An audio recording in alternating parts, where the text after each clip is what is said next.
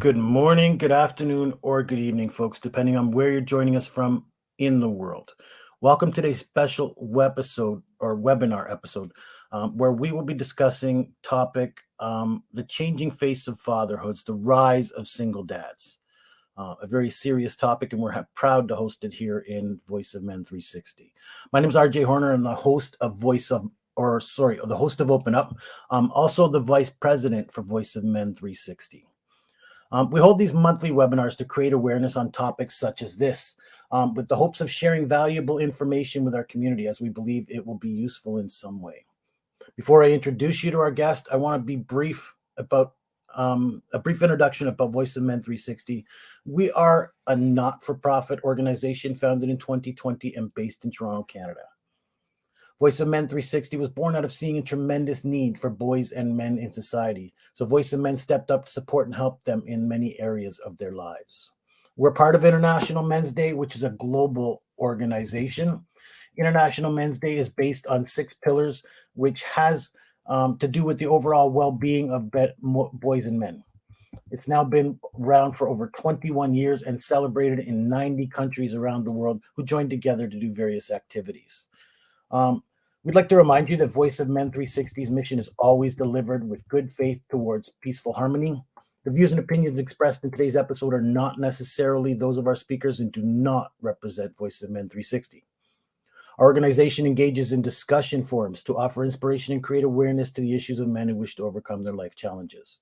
We're not providing medical or therapeutic advice. Should you require that type of assistance, we recommend you contact a medical professional immediately. If you have questions or concerns about today's episode or any Voice of Men 360 content, please email us info@voiceofmen360.org. So today our topic is the changing face of fatherhood, the rise of single dads. And to present that to us today, we have Dr. Daniel Singley. He's based out of San Diego, and he's a board-certified psychologist and director for Center for Men's Excellence. He has won the American Psychology Association's Practitioner of the Year. He's the past president for the APA's section on positive psychology. Currently serves still on the board of the APA, and he conducts training and presentations around the country to assist individuals and organizations to enhance their level of father inclusiveness. And he's founded the grant-funded Basic Training for New Dads, Inc., which is a not-for-profit, and Padre Cadre social networking application just for dads. In his free time, Dr. Singley likes to cook, surf, read, drive his 2 sons to activities all over town so that they can't escape his annoying shrinky questions. So Daniel Singley, thank you for joining us today on this special webinar. Hey, RJ, thank you very much for having me. Wonderful. So again, this is all about single dads, but could you start maybe with your passion for psychology? Tell us where that comes from, because obviously you've become quite certified. You've devoted quite a career to that. Tell us where that comes from. Tell us about your history and your passion in that, if you could. So I first heard of men's issues and the study of masculinity and psychology when I was almost done with my PhD, interestingly. I had been studying whiteness and white racial identity development and career and vocational positive psych functioning. And a speaker came to talk to my internship class.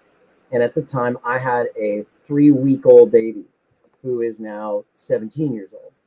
And that speaker's name is Jeff Jones. He's another psychologist here in San Diego who's become a very good friend and mentor of mine. And Jeff came and talked about teaching classes for expectant dads, about men's issues in psychology. And it just blew me away because I had never heard anyone talk about that before. And it was super, super salient to me. We talk about, hey, research in psychology is me search. And I needed to go finish my internship and postdoc. But after that, I went and kind of cold called Jeff and said, hey, I want to learn more about this fatherhood stuff, early fatherhood and so on. And he took me under his wing, introduced me to the APA's division for the psychological study of men masculinities, our local men's issues committee. And from there, my career just became more and more about men's issues broadly and early fatherhood in particular. And so I have a research program that focuses specifically on what I call the dude to dad transition, and in particular, how fathers are involved with their infants and babies. Absolutely. Now you took on the topic today of single dads. You have, at least by our introduction, seem to have led by an example. You know what I mean? You seem to have a good quality relationship with your kids. But what is family like for you? Do you have a good family home, or are you a single father yourself? Could you tell us a little bit more? Yeah, I am not a single dad myself. I have been married to my wife for 21 years. The boys are now 17 and 14. And yeah, I mean, believe me, as a therapist, I get to realize, it's not the Waltons in anybody's house.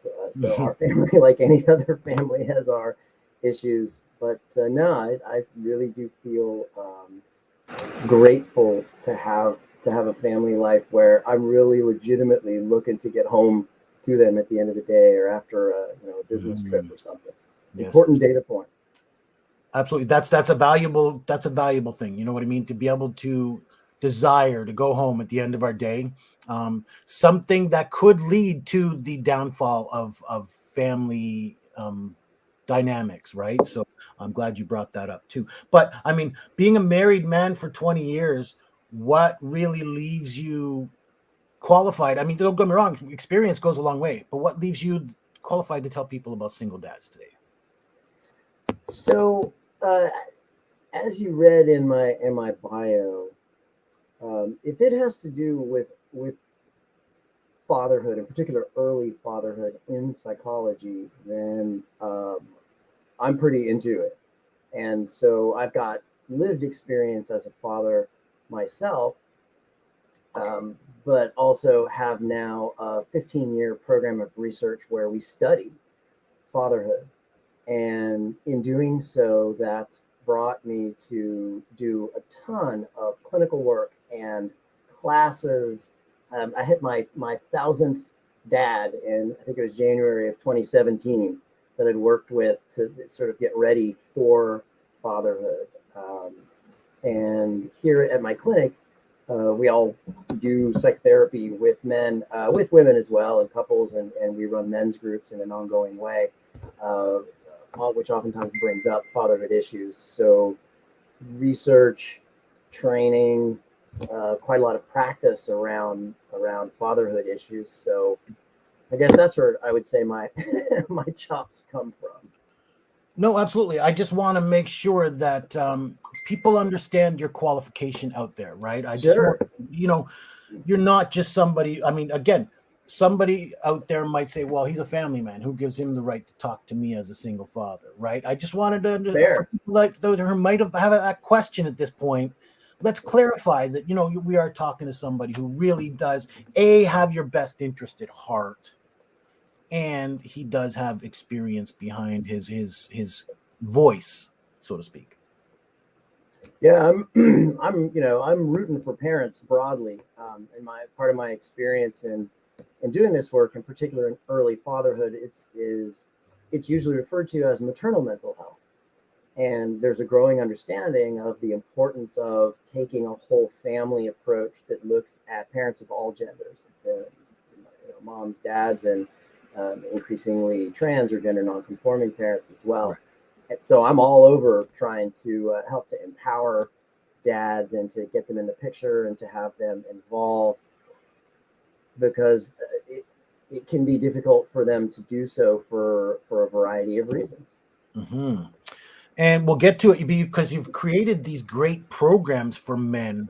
And we'll get to that. But I wanted to mention that. How do we get the engagement, though? Because I know in my neighborhood, we started to try and create this program with this men's organization I was with.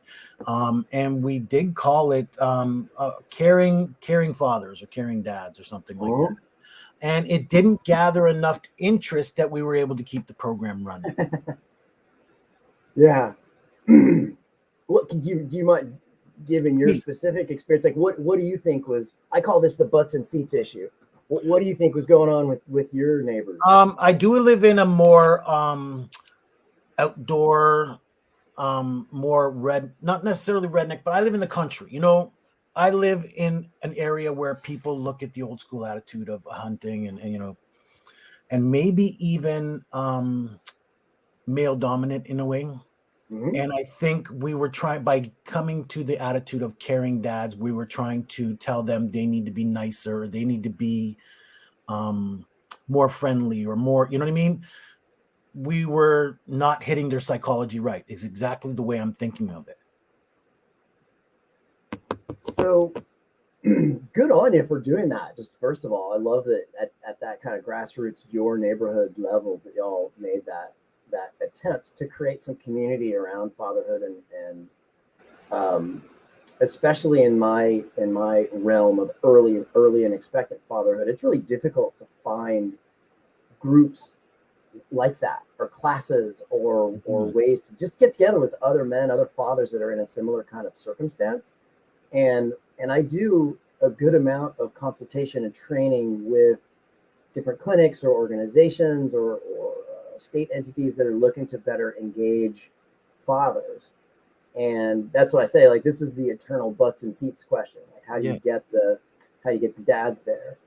And one pretty important step is to realize, there are some guidelines you could try to follow, but you also need to go to the dads in that community themselves to get a sense of what are they looking for in terms of the group. Is it getting resources? Is it getting fellowship? Is it an ability to have a shared goal? Like, and so if you're talking about in a more rural area that's a bit more like traditional, just the I'd be interested to hear if this is the case. Just call it the branding, saying, hey, caring dads, come out and connect with other dads who are doing it. If you had framed it as something like, badass dads want to come out and rock fatherhood, or rock whatever, but just like kind of some little more exactly. That's exactly what I was thinking. That's exactly my thought process. Unfortunately, again, I was one thought process in many minds of the board. Right. So they wanted to come across as not necessarily gentle, but they wanted to come across as we're presenting a program to create better dads, right? Sure. They didn't consider who they're talking to. They really didn't. That's so important. So important. Absolutely. And so I'm a little more, again, I brought this suggestion forward because I'm a little more in tune, right? But it didn't hit everybody's ear. And that's probably another problem when you're working with a committee too. So you say you created these programs, these boards, for men, these programs. Did you create them again by yourself? Where's the autonomy level? Do you answer to other people when creating these programs? Let me ask that.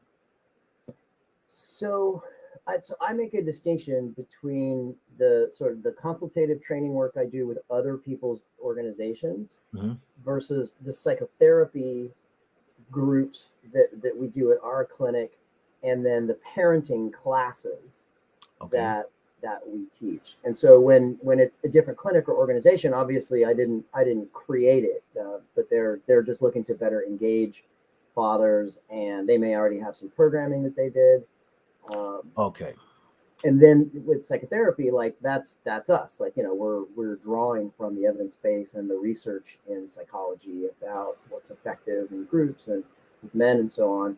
And then the fatherhood programs, like the cadre, the social media, we're still betaing that, but I can say a little bit more about that. But the expectant dads classes as well, that's all us, and we've put it together as a way to sort of brand wise be approachable. But then once we've got butts and seats, be they in person or virtual, to actually give dads what we've come to understand would be really helpful to them. Yeah. So I you know what, for me anyways, for my community, I think we need to get the community engagement, the community involvement. Thank you for that little personal, Sure. personal growth tidbit there, because again, I do feel we had a good intention. It just didn't come out to them in the way that might have been beneficial to them. And that's what it's all about, right? Reaching them in a way that they're going to engage themselves, right? They're going to want to be in this program that you create because they see the value in it for them. Yeah, it's called in the consulting world, it's called a peripheral characteristic. A peripheral characteristic of your program is, what does it look like? It's the smell test. And so if I see a flyer or a Facebook page or a web page or something, and it doesn't look like it's for me, then that characteristic makes it less likely that I'm going to engage at all. Yeah, absolutely. So you're talking about, at least with the Project Cadre, you're looking at just online, just in social media. What about like physical engagement, live, local, out there engagement? What's that Well, like? that's actually part of the thought behind doing Project Cadre. What, unlike most social media approaches, which are to get you stuck in the app, really the idea behind Project Cadre has been to help guys to have a virtual environment where they can find other fathers of young kids, but there's a geolocation element to it as well, where ideally they find other dads and get together in person and get out of the app. Yes, because again, I think it's wonderful that we're trying to do online work. Mm-hmm. We've developed quite an audience here in Voice of Men 360 as well. We're also looking to increase our engagement, Mm-hmm. especially approaching International Men's Day. We're trying to more than double our membership. Mm-hmm. But again, we have this online presence and we're doing some great work. But when it came to time for us to invite people out to, and don't get me wrong, we are COVID environment, right? Still, so people are cautionary. But when it came time to invite people out, we didn't get much of a response. So, what's the carryover like? Do you know what the turnover is like from online to these geo locations that you have? Oh, well, certainly with the app, as I said, like we're on the front end of that. And so I don't honestly, unfortunately, think that there has been any at this point. I haven't yet gone as big in trying to do the marketing and getting the word out there. What I can tell you is that for the dad's classes that we teach here through the center, they were always in person, but now in the age of COVID, we've switched to an entirely virtual, and I'm not yet confident that we could do like a blended version. So we I don't think we've seen much of that conversion from virtual to in person, Mm-hmm. unfortunately. It is unfortunate because one of the things we do want to do. Okay, so another thing is how do we keep the single dads? And usually because it's who is the predominant? Yeah, let's start with that. Who is the predominant parent? Is it the mother that raises the child more often, or is it the father? Do you know? In a single parent household, Yeah, once we get to that location or that specification, yeah, who usually raises it more often than not? I believe it's the mother, is it not? it typically, yes. And And oh, go ahead. no, and then so the reason I asked that question was because how do we keep as single fathers, how do we keep that relationship civil and happy, and what kind of a life do we have beyond that, the moment of collapse that maybe for the family or for the mother and father of the child? So let me first speak to, there are single fathers and then there are single fathers, meaning that a widower father of twin 2-year olds living in the suburbs is going to have a very, very different experience than a divorced African American dad living in the suburbs of Chicago, right? Like, so when we talk about single, it's important to recognize that a divorced father versus one who is single because, let's say, decided to have artificial insemination and doesn't have a partner, right? Like, Okay. Sure, the there's scenario all that you're different talking about. circumstances, sure. Yeah, all different circumstances. But when you're talking about sort of the common heterosexual, you've got, a mom and a dad, and they've got a kid or some kids, and That's either they're usually the largest breakdown of the dynamic, right, right? right, and be it the case that they were never married or that they were married and then separate and split, then I yeah, most of the research in the area, at least when you point to the parents' mental health and then the children's mental health, really stresses the importance of the relationship between the two parents. So working to try to maintain a good relationship with the other partner, with the mom or whoever it is so important. And it's one of the areas in which I see a lot of the dads that I work with really struggle. Oftentimes they're very angry or very hurt, and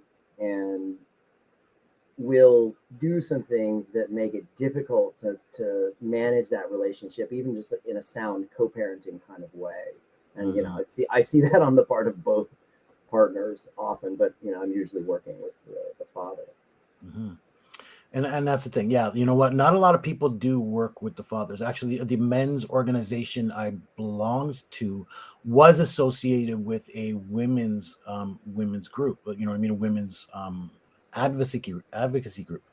And they, of course, when houses broke down for usually cases of violence or that sort of thing, it would, they would counsel the men, they would counsel the women, they would, care the women, make sure the women were taken care of. Not so much care to the men at that point, maybe because men are considered the perpetrator in these cases, or not, I don't know. But there really wasn't much consideration for the men or the relationship beyond that point of them getting involved. You know what I mean? So the men in this case were left out of it. Nobody cared for them. Right. And in a way, like this gets to a bigger socialization trend, and I don't mean to get all like shrinky and esoteric about this, but No, that's why we have you here, sir. yeah, well, the socialization piece is very, very important here, in the sense of how do we socialize people, not just men and boys, but how do we socialize men, women, people of all genders, to think about the role of men and fathers. And oftentimes the most common, stereotype or role that comes up is protect, provide. Yes. And protect, provide, support, and sacrifice. And I find that to be noble and admirable. And it's also just one piece of the puzzle. And certainly in the work that I do, where again, oftentimes it's perinatal mental health from conception to about a year or so postpartum, but it's often referred to as maternal mental health when it's a family system. And fathers are often not included, they're fairly invisible in that process, and oftentimes feel excluded or left out, and there aren't the resources for them as much in the way that we're talking about now. And they want to be included, but will oftentimes go off of that sense of no, I need to support, I need to protect, I need to provide. And even in the case of when there's a split and there's domestic violence perpetrated by either partner, we think about men as being physically more dominant and as having a cultural privilege in a lot of cases, where we don't think of the father having needs of support. Mm-hmm. But the reality is that anybody going through a major life transition like a separation or divorce or trying to recover from abuse or domestic violence is going to need support. It's just we're not generally as a society and then as individuals so socialized to think of men as needing that kind of help. Mm-hmm. And then there's also the thing of I think that's exactly what you put it is. There's also the fact that we're men and we're not supposed to have Right. needs and wants Right. ourselves. You know what I mean? We're supposed to be able to provide everything for everybody else. We're not supposed to have these needs and wants, right? What are your thoughts on that? That, yes, if you take a sort of rigid traditional approach to what it means to be a man, then you apply that to fatherhood, then it's, of course I'm not going to seek help for myself because I shouldn't need help. That's shameful. And help seeking or asking for support inherently um, speaks to a vulnerability or a need. Right. And there, men, boys, adolescents get oftentimes shamed or punished for being more emotional, expressing that they Mhm. have needs, in particular interpersonal needs, not just basic needs. But hey, I Right. need somebody to talk to me. I need somebody to listen to me. I need somebody to help me solve X or Y. Oftentimes, that's like kryptonite Right. for these dads because they're in. I'm supposed to know it all. I'm like the pater familias. I'm the head of family. I'm blah blah blah. But then, if you sort of pull back and you look at super successful people in society. Look at captains of industry and athletes and military leaders and so forth. They've got a team. They've got a team of folks that they work with and work as a team.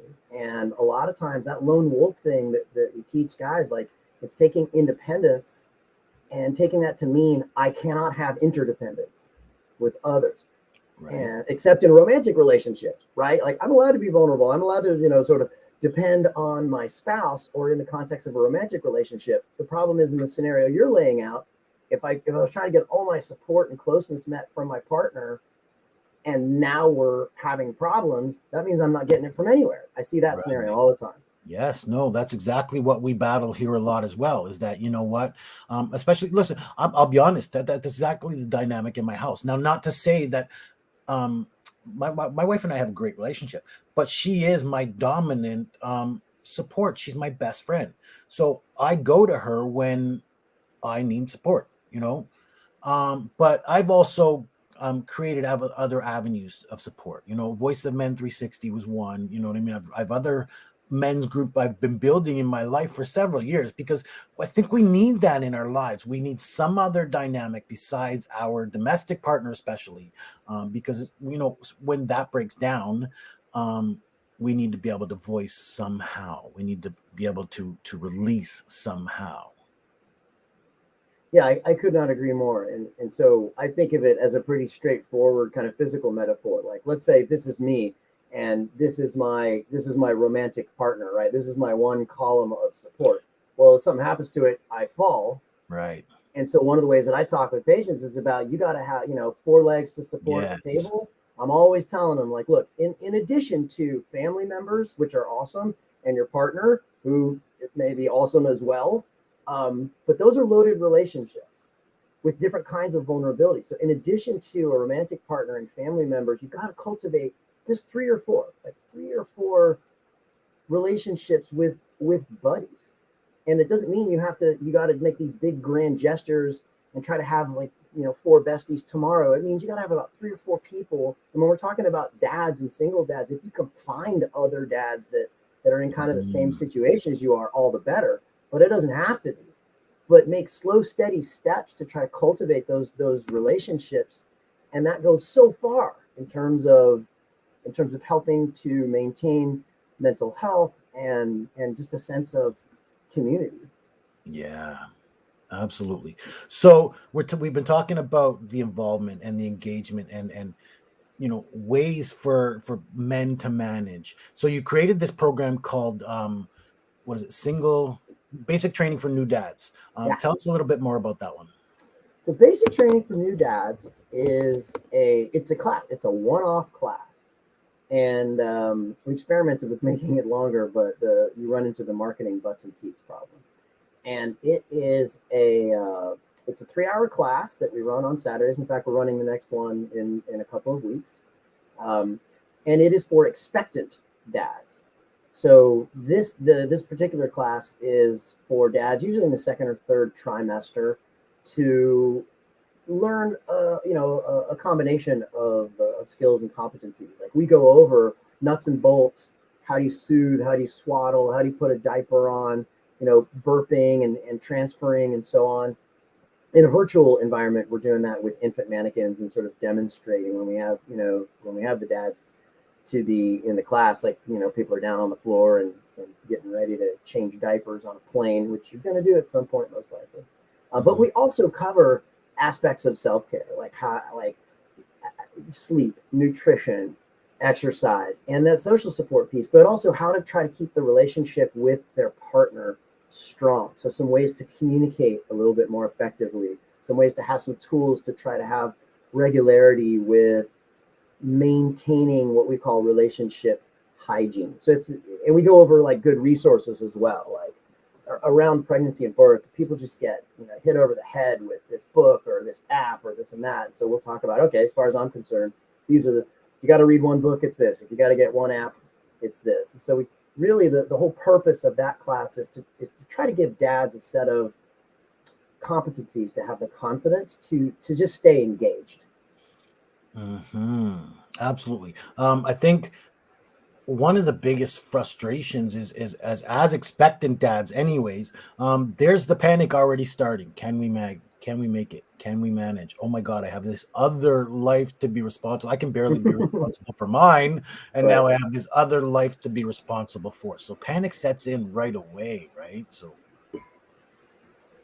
I'm just going to say yes.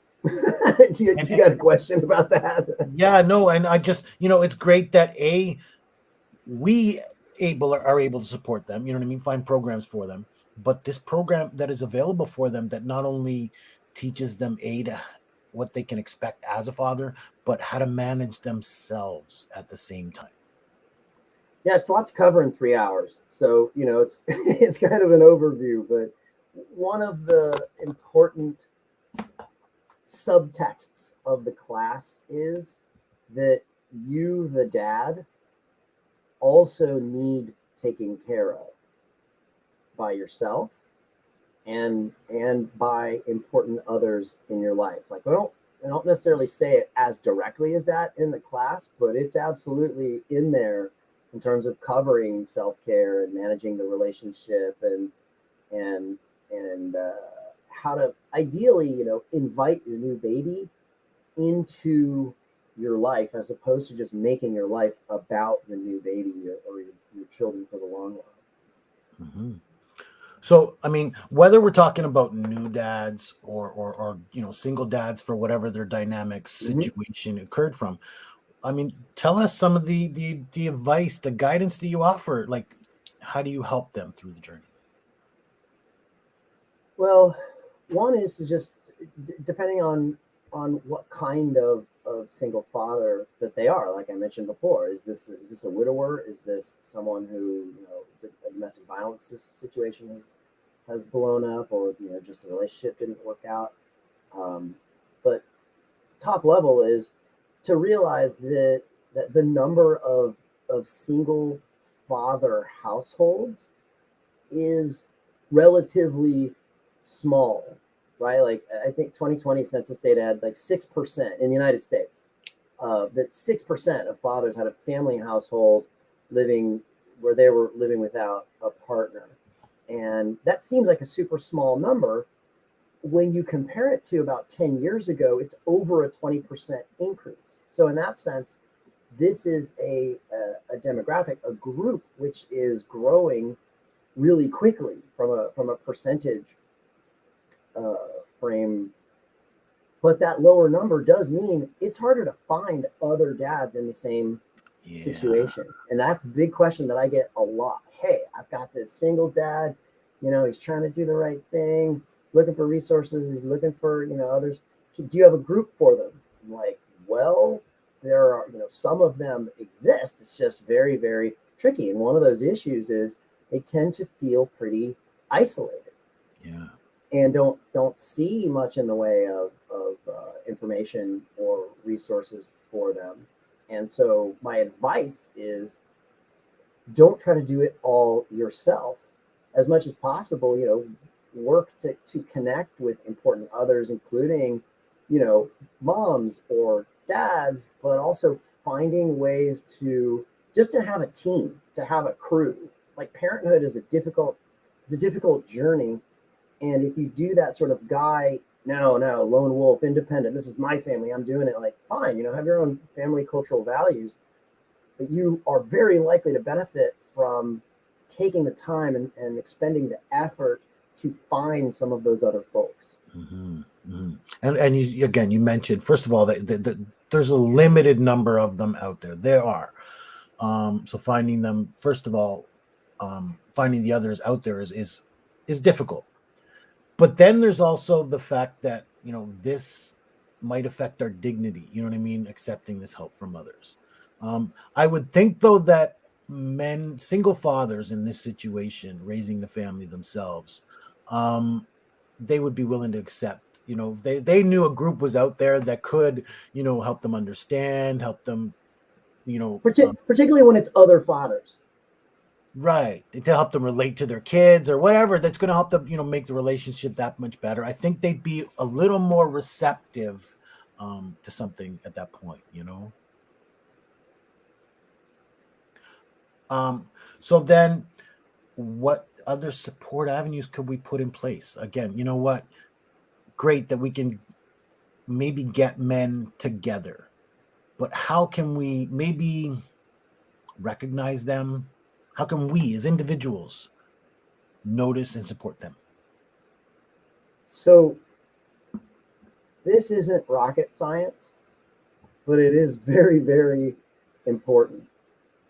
If you know a dad who is divorced, who's getting divorced, who has lost his partner via one way or another, and you're like, hey Joaquin, how's it going? And he's like, yeah, it's all good, and then kind of moves on.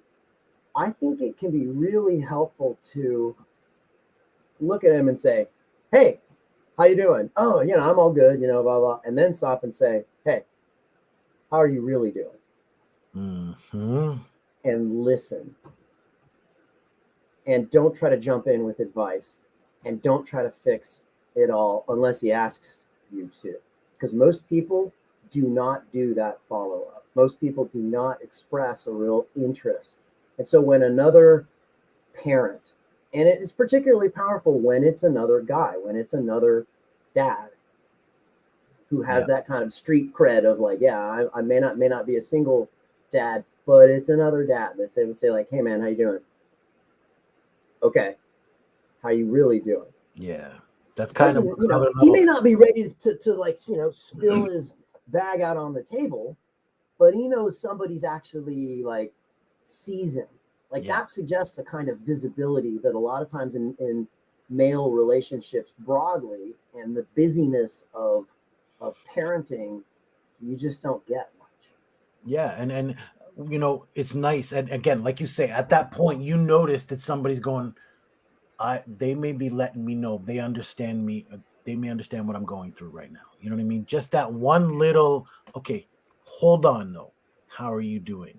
Yeah. Because often we say to people, how's life, right? And what are we saying? We want to know you're okay. We want to know things are all right. We don't want to know anymore. Even though I asked you how's life, and life is tricky. Life is difficult. There's a lot to life. Do you really want to know what's going on in my life? No, you don't. But you ask. But then, you can go, no, seriously, how's life? You know what I mean? You want to know at this point about what's going on in this. So you're drawing attention to it, right? It changes the level of commitment, I think. Yeah, it shows an interest. Like you don't ask that of everyone. Yeah, I love that. It shows an interest in, and it lets people know that you care, that you want to help them. And it's something we don't do often enough, I think. Yeah, agreed. I mean, again, back to the socialization thing. Typically, men are socialized to have more and more superficial relationships as compared with women. And so that like this one, you ask for one simple thing that we as individuals can do, that's working against that oh, it's all good, when things are falling apart at home scenario. Yeah. And I'm glad you drew attention to that, because I mean, you know what? I have a dozen buddies, you know what I mean? doesn't. But I mean, true close friends that I could count on and call on are very, very limited, right? Yeah. So that's part of the dynamic of being a man. So this is part of battling being a father as well. You know, there are so many even challenges being a father. So starting out as a single dad or a new dad, having this bit of information that you pass along, um, they could create better, not necessarily families, because maybe that's, or maybe a new family. They can create better opportunities for their family, because they're they're more engaged, they're more involved, they're building a better future. Again, yeah, agreed. So again, I've been asking you what the advice is, what can we do to help them? Um, being social, being open. What other pieces of advice could you give to young father? Let's start with that. Yeah, to young fathers out there, new fathers, single fathers, for whatever reason. What powerful advice could you give to them that they're going to be able to at least have some breath that there's a better day? First, it's that statistically, there's a high probability that they're going to experience some amount of depression, anxiety, relationship difficulties, some substance issues, adjustment stress. And so again, so the shrink is like, oh, let's look at depression. Fine, I walked into that. And the stigma against even thinking about mental health is one of the initial barriers that these fathers oftentimes face. Yes. I can't be depressed. I got too much to do. It's Well, impossible. I'm not that type. well, yeah. One critically important awareness is mental health among fathers and men is a very real thing. Yes. And if you're just feeling low energy and thinking dark thoughts and feeling down, and or you're kind of running in the red with worry and perfectionism, or having that level of stress in an ongoing way, it doesn't have to be like that. And you are worth actually taking some steps, be it read a self-help book, talk to some friends, or a clergy person that's meaningful to you, or a therapist. Like one of the big myths that I see around therapy is that it's sort of like in the movies. It's like a couch and you lay down and you talk about your mother, and nobody, the therapist never says anything.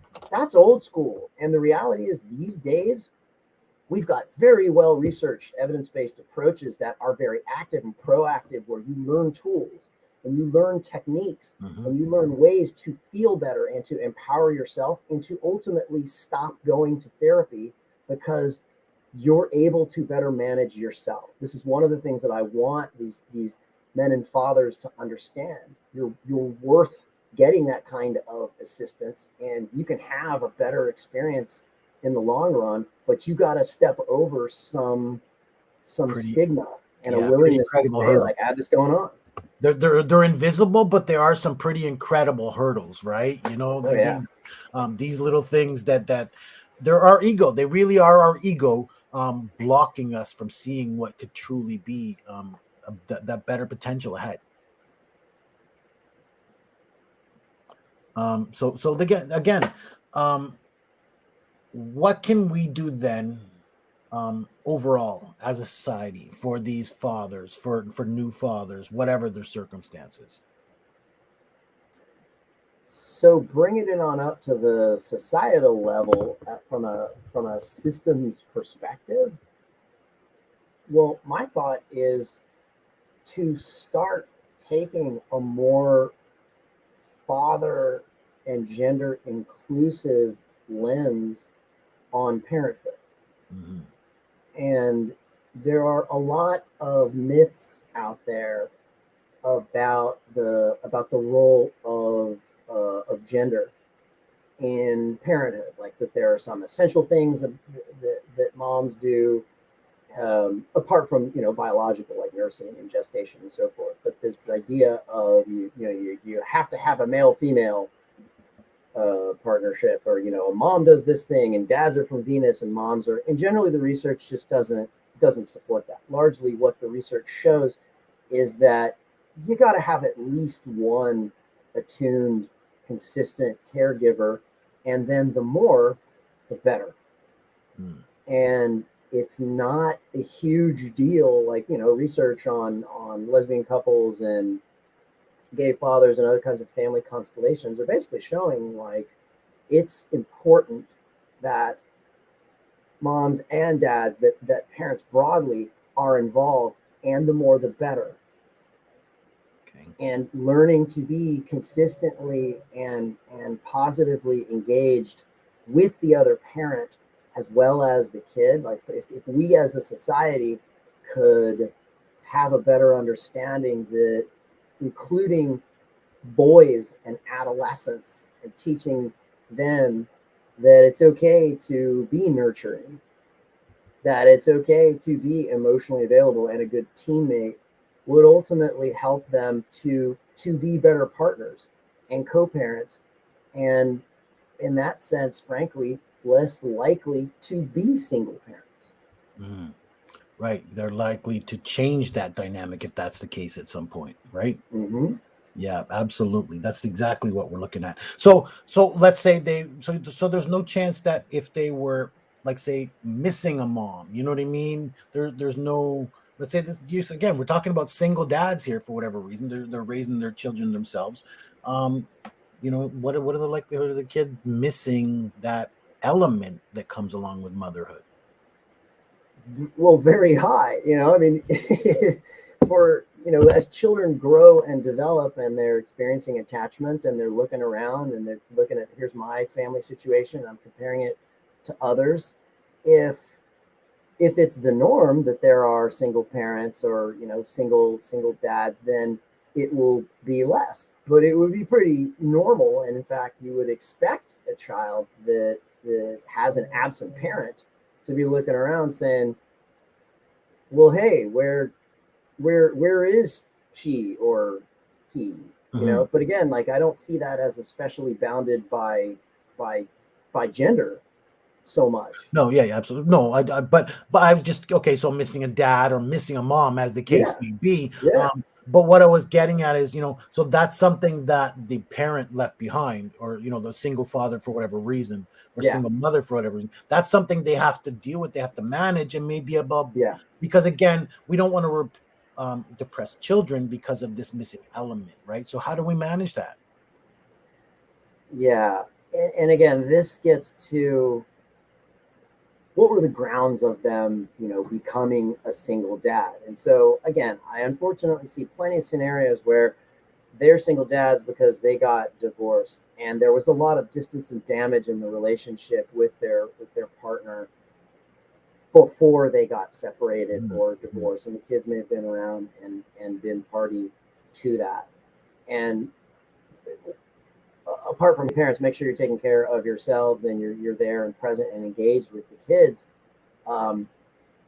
Don't scorched earth the other parent to your kid. Like, the kid is likely to be trying to figure this out, and hey, what's this mean, and how am I involved in the family system is changing. And if the kid comes to you and says, hey, why isn't mommy around, and the answer is, well, because she doesn't care about us and blah blah, like, right, that's not helpful. It's not developmental. Like, don't try to triangulate or get back at the other parent. Like, it's damaging, but I mean, it's also just kind of trashy.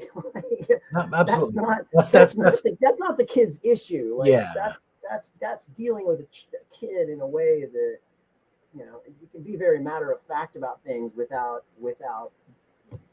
slandering it. right. That's revenge that causes an injustice. Really, it's doing harm when you think you're just being nonchalant, right, and tossing out a comment, but really that one will have possibly life altering effects. Yeah, so absolutely avoid that element of it. If the child comes around and says, hey, like, mommy, or where's daddy, to be able to talk about that in a developmentally sort of age appropriate way with the child that doesn't get into blaming. Absolutely. I remember, listen, I was about 10 or 11 when my parents went through everything. And my mom was quite bitter about the whole thing. My dad was quite, calming. And, I remember I told him once my mom was making some bad comments, and my dad was just like, you know what, she would. I said, yeah, and he tried to explain it, you know what, don't worry about it, don't take it to heart, and this and that. And he didn't bring any bad, he didn't retaliate, so thankfully I had a little semblance of normalcy there through that process, because again, these kids can get lost, they can get left, in a place where they may feel left alone at a certain point, and we got to try and avoid that, right? So what can we do for them? Well, pay attention to them, work to be attuned to them, understand what are their needs, talk to them, ask them Hmm. about it. Like I You said, I know, was 10 to 11. My sister would have been a couple years younger, but still quite intelligent herself, and we would have loved a little bit more communication. But a problem is my parents couldn't communicate with themselves. right? Probably couldn't communicate, or at least my mother couldn't communicate with us, about what was going on. So, the kids are left with a little bit of a loss for understanding at that point. Well, I'm here to tell you one of the most common things that even a child psychotherapist will do in a situation like this, when there's a separation or family splitting up, they'll sit the kid down with a book, like again, an age appropriate book, and there are tons of these for all sorts of different family circumstances, be they deaths or divorces or Mhm. what have you. Um, Parent being deployed, for example, and you find a book if the kid is younger and again age appropriate, and you sit down and say, hey, I wanted to go over this book with you, and a lot, like, other people have usually thought about this, like how Yeah. how do we get this point across, like maybe I'm not, this isn't my thing, and you just kind of sit down, and whether or not the kid's engaged in the book or not, like, this is a way to just sort of open it up and say, like, we can talk about this. Thank you for that tool, because many parents aren't aware that such a thing exists. But many people, like you say, have been through these instances, and they have written a book on it.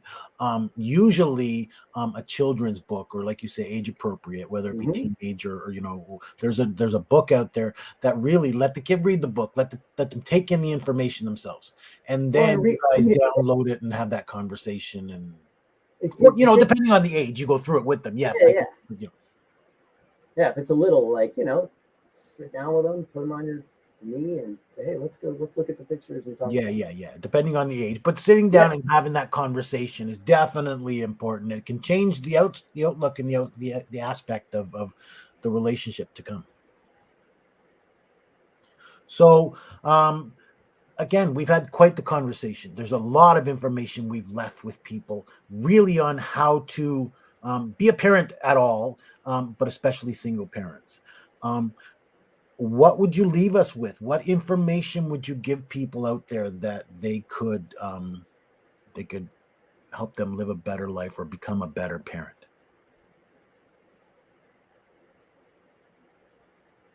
For the single dads themselves, beyond working to have other supportive connections, buddies, relationships, to recognize that doing the best you can is really all that you can do. Like, all parents Mm. live with some level of guilt. I wish I had done this. I know I did that wrong, and so forth. And in the case of single parents, and we're talking about single dads who may just have a baseline feeling of, look, just because I'm a dude, I'm a leg down in this parenting game. The tendency to have that guilt about not being as present as you would like to be, or doing things that in retrospect you wish you had or hadn't done. Just realize that's pretty normal, and doesn't mean that you're doing a bad job. So long as you've got your head in the game and you're working to be, engaged and involved, then the best you can do is the best that you can do, and that's okay.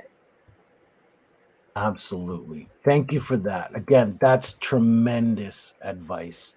I thank you for joining us today. Again, is there any other closing, any other information before we part today that you'd love to leave people with? Well, even more broadly, you know, if we work to build stronger, more emotionally flexible boys and adolescents, then we're going to see adult men and fathers that are able to show up in a way that's much healthier for themselves, for their partners, for their kids, and on up to hopefully working against the statistic of men dying on average 5 years sooner than women. And so working to teach the boys and society in general that it's okay to be open. It's okay to have emotions other than anger. It doesn't have to be all about doing it myself in competition. Like, it's okay to have interdependence and to feel hurt sometimes. If we can normalize that, the public mental health implications across society are just massive. Wow. That's Dr. Daniel Singley. Thank you for joining us today, sharing your experience, your wisdom, and your passion with us. It's been a blessing. My pleasure. Thank you so much. It's great to talk with you. Thank you. So, as many Canadians know, our Indigenous communities have been in crisis, and we are stepping up here in Voice of Men 360, and we've started a donation drive for Indigenous families. We're working to collect those items. We're coordinating to collect them. If you have any used clothing, drive good items, or other donatable items, please let us know or reach out to us through these phone numbers: 416 356 7414. Or our phone number at 437-889-8329. You can email us info@voiceofmen360.org or contact us on Facebook Messenger. We're working to collect those items. We also have several live shows. Open Up, which takes place Wednesdays at 6 p.m. and Sundays at 10 a.m. Eastern Time, where we invite people to share their personal life journey with us. Please join us for those. We also have a Tamil language live talk show that takes place Sundays at 8 a.m. Eastern Time. This is called Vili, which means I. We also host a monthly webinar, which you've just taken part in today with Dr. Daniel Singley.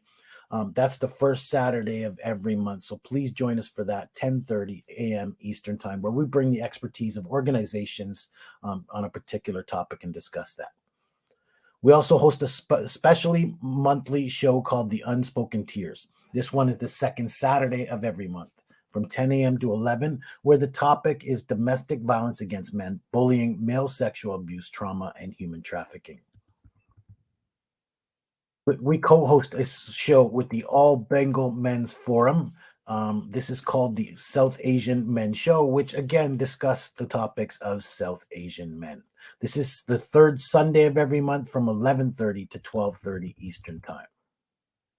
And then we turn all of our content into podcast episodes. So please look out for us for more on all of your favorite platforms, Apple, Google, Spotify, and more. We also host some support groups here. The first one is a men's only support group. Only men are welcome to attend so that men can feel comfortable discussing their issues among themselves. This is a monthly men's only group. The second or every second Tuesday from 6 p.m. to 7:30 on Zoom. The next one will be October 5th. So please register through Zoom for that one. And then we host an Indigenous peer-to-peer support group. This one's called Pass the Talking Stick. This takes place the fourth Friday of every month. The next one is on October 22nd at 6 p.m., 6 p.m. to 7 p.m. through Zoom. Please register and join us for that. We're also looking for new members, volunteers. We're looking to work with new people. If you're interested in joining us, again, no limitations with gender, age, nationality, ethnics, groups, all walks of life are invited to participate. We're looking to work with individuals, organizations, experts, community organizations, governments, corporations, NGOs, and more. You can reach out to us. Our phone number is 437-889-8329. Email us info@voiceofmen360.org. Our website, you can reach us at www.voiceofmen360.org, .com, or .ca. You can find us on all of your social media platforms. And we are running a special campaign for membership. So please like and share that with everybody. We're trying to raise the message, trying to raise the voice. We want to raise our membership to 5,000 members, which is almost double what we started with. We're trying to do that by November 19th, International Men's Day 2021. Please invite your friends to join us on Facebook group so we can more than double our membership at Voice of Men 360. That Facebook group again is facebook.com/group/voiceofmen360. And of course, you can find us on all of your other social media platforms, Instagram, LinkedIn, Twitter. Don't forget to like and subscribe on YouTube for more. We want to reach out and to help more people. And so please continue your support. Thank you for joining us and see you next time. Until next time, I'm the Vice President of Voice of Men 360, RJ Horner, asking you to open up.